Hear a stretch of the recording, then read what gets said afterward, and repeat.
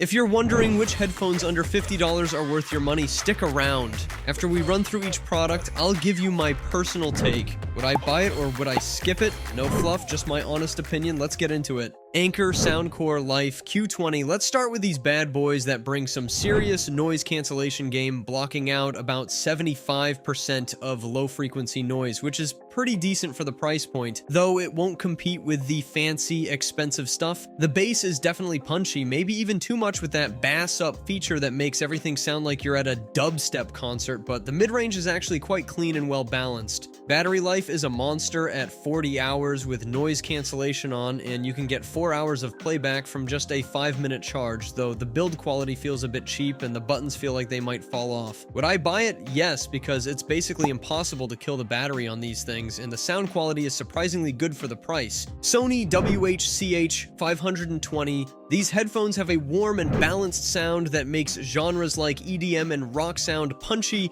though vocals can sometimes sound a bit dark and dull. The battery life is insane at 50 hours, and you get quick charging that gives you 1.5 hours of playback from just 3 minutes of juice. But there's no noise cancellation, so you'll hear every annoying conversation around you. The companion app lets you mess with the equalizer settings, which is nice, because you might need to fix that treble range that makes some instruments sound a bit weird. Would I buy it? Maybe. The sound quality and battery life are great, but the lack of noise cancellation might be a deal breaker if you're planning to use these in public. Superlux HD681. These semi-open back headphones are basically the budget audiophile's dream, with fantastic mid-range response that makes vocals sound clear and natural, though they leak audio like a sieve, so everyone around you will know about your guilty pleasure playlist. The build quality screams, I bought these on clearance, but they create a surprisingly wide and natural soundstage that can immerse you in your music or gaming sessions. There's a nasty peak in the treble that can make cymbals sound like they're trying to pierce your eardrums.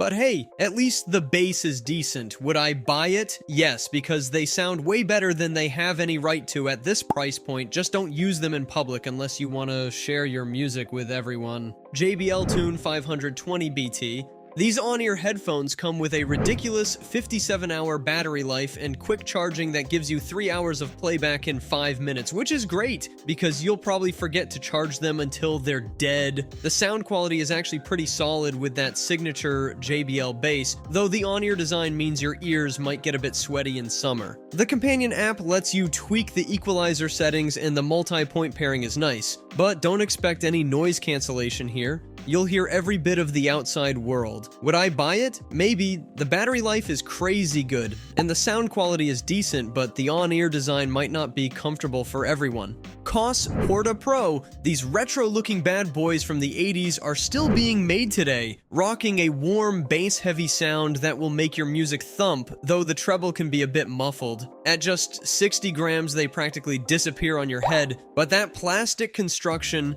and thin metal headband means you better treat them like a delicate flower. The sound imaging is surprisingly good for the price, letting you hear where each instrument is coming from, even if the soundstage feels a bit cramped. Would I buy it? Yes. These dinosaurs still kick ass in 2024 for their price. Skullcandy Riff 2. The sound quality on these is pretty damn exciting with intense punch and boom, though those sibilants can get piercing at higher volumes. The battery life is solid at 34 hours, and you get some neat features like multi-device pairing and app support with EQ settings. The build quality screams I'm cheap plastic and they won't block out much noise, but hey, what do you expect at this price point? Would I buy it? Maybe if you're cool with basic features and love bass-heavy sound. JBL Live 460NC. These pack a neutral sound profile with just enough extra thump and rumble to keep things interesting. The active noise cancellation does an okay job at blocking chatter, but struggles with low rumbles like bus engines.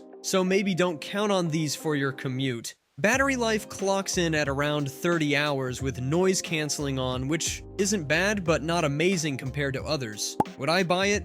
No, there are better options at this price point with more features. JLab JBuds Lux. These budget cans pack some serious battery life at 70 hours and come with active noise cancellation that actually works pretty well. The sound is definitely bass heavy, which might not be everyone's cup of tea, and if you've got a big head, these might feel like they're trying to squeeze your brain out. The build quality feels a bit cheap, but hey, at least they included features like spatial audio and multi-device pairing. Would I buy it? Maybe, if you want features of expensive headphones without the expensive price tag. JBL Tune 720BT. Man, these headphones deliver some serious punch with their pure bass technology and surprisingly well-balanced sound across all frequencies. The battery life is absolutely insane at 76 hours, and you can get 3 extra hours of playback with just 5 minutes of charging, which is perfect for when you forget to charge them like the irresponsible person you are. The only downside is that your ears will get sweaty after 15 minutes in summer, so maybe skip these if you live in a tropical paradise. Would I buy it? Yes. The battery life alone makes these worth it, plus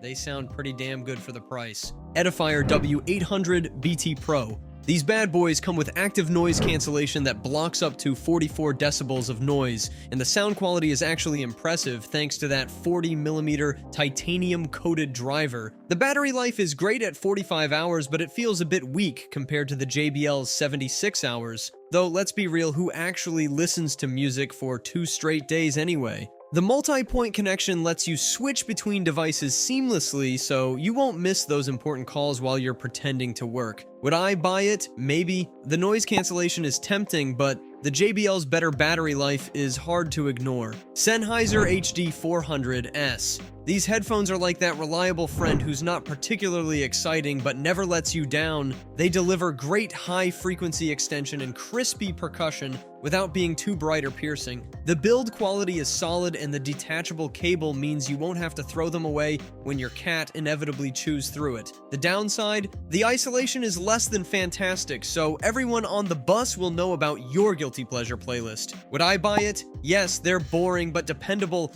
just like your dad's Toyota Corolla. JBL Quantum 100. These are the definition of no frills. There's no fancy RGB lighting or wireless connectivity, but they do have a surprisingly good microphone that makes you sound like a radio host. The bass is boomy and might be too much for some people, but hey, at least you'll feel those explosions in your games. The plastic feels cheaper than my ex's promises, but the memory foam ear cups make up for it. Would I buy it? No. While they're decent for gaming, the other options offer more versatility for the same price. Audio-Technica ATH-M20x. These are some of the most neutral-sounding closed-back headphones you can get, with a surprisingly flat frequency response down to 60 Hz, making them perfect for mixing if you're broke as hell. The comfort is just okay. After an hour, your ears will beg for mercy, and that non-detachable 3-meter cable will make you look like you're dragging a dead snake around. The bass is pretty weak, though. If you're expecting that sweet low-end thump, you'll be disappointed faster than your ex texting "we need to talk." Would I buy it? Yes, because they're built like a tank and sound way better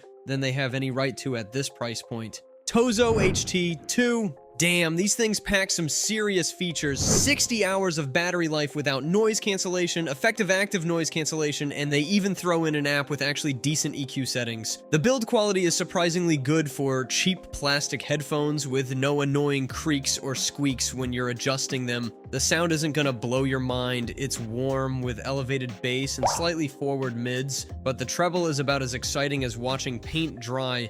Would I buy it? Yes, because getting active noise cancellation and this kind of battery life at this price point is like finding a Rolex at a yard sale. Samson SR850. These semi-open headphones have more treble than a choir of angry dolphins. Seriously, the high frequencies are so piercing you might want to keep some aspirin handy. The soundstage is impressively wide though, and the imaging is precise enough to hear exactly where your teammates are failing in games. They're built like knockoff AKGs, but hey, at least they're basically unbreakable. Would I buy it? Maybe if you're willing to mess with EQ settings to tame that crazy treble, they're actually pretty decent for the price. Logitech G435 Lightspeed. These things are lighter than your commitment issues. Seriously, they're the most featherweight over-ears I've ever tried. The sound is warm and balanced, but there's so much sound leakage that everyone around you becomes an unwilling participant in your listening session. The battery life is decent at 18 hours, but the volume is quieter than a mouse in church. Would I buy it?